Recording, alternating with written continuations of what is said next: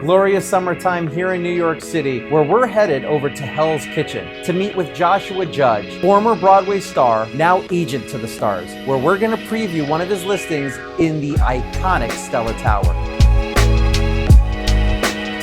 This is Stella Tower, which is 425 West 50th Street. We are in the largest penthouse in the building. It's about 3,500 interior square feet, and it has about 1,200 square feet of private outdoor space, broken up with 2 small terraces and then 1 large terrace.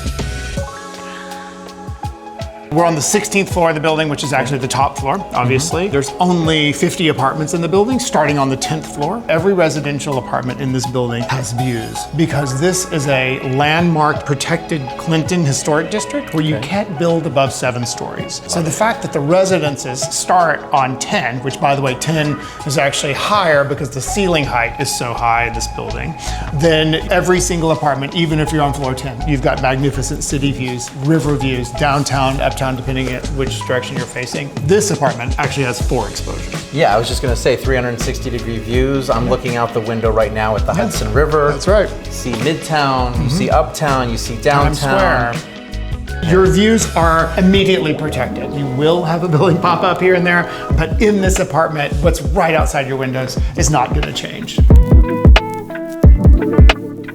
So you mentioned that the residences start on the 10th floor. What's 1 through 9? Verizon. You would never know you're even in the same building. We enter the residences on 50th Street. Sure. Verizon is all on 51st Street. They have a separate lobby, separate staff, separate elevators. You would never even know you're in the same building. You're standing in here now, you feel the construction, you feel the weight of this. There's 2 feet of concrete between each floor here. You don't get that anymore. There's not, I haven't heard one sound. No, not you're not a gonna hear siren, anything. not a anything. It's unbelievable. We're literally towering over Midtown right now, and it is pin drop quiet. You know, you can sleep like the dead in here.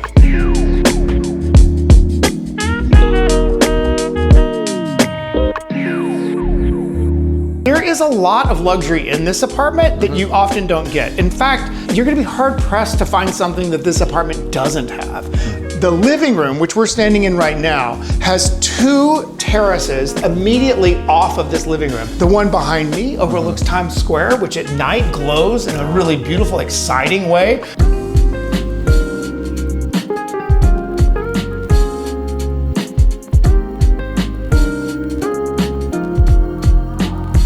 I just want to point out this I-beam here. Yes. Which this is original to the building. It is a structural component of the building.